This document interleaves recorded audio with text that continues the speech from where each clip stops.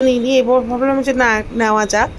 তো ওখানে দেখছি যে সামনে একটা ছোটো ফাংশান টাইপেরও হচ্ছে।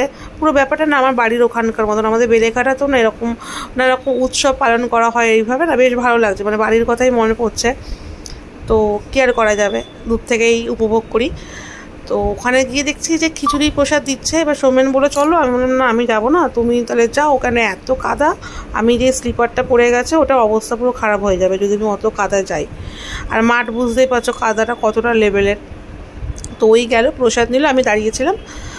তো ওখানে দেখছি গোবিন্দভোগ চালের খিচুড়ি দিচ্ছে, যেটা আমার খুব ভালো লাগে। বেসিক্যালি আমাদের এখানে দেখেছি যে আতপ চাল বা ওই তোমার সেদ্ধ চালের খিচুড়ি দেওয়া হয়, যেটা আমার খুব একটা ভালো লাগে না। আর এখানে দেখছি গোবিন্দভোগের চালের খিচুড়ি দিচ্ছে, যেটা আলাদা লেভেলের একটা টেস্ট।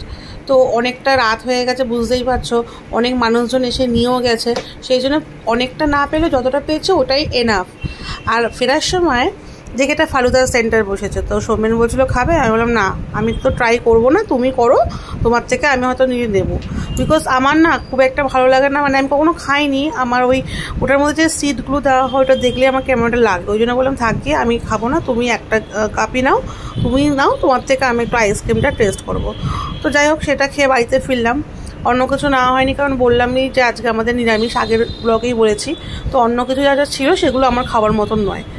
তো বাড়িতে ফিরে ঠাকুরের সমস্ত ফুলগুলো তুললাম, পরিষ্কার করলাম। ঠাকুরকে যখন ফুল দিয়ে সাজাই তখন যতটা ভালো লাগে, আর ফুলটা যখন তুলি ততটাই খারাপ লাগে, কি আর করা যাবে, এটাই নিয়ম। তো আজকের ব্লগটা তোমাদের কেমন লাগলো অবশ্যই লাইক কমেন্ট শেয়ার করে জানিও। দেখা হবে নতুন কোনো একটা ব্লগে। আজকের মতন আসি তাহলে।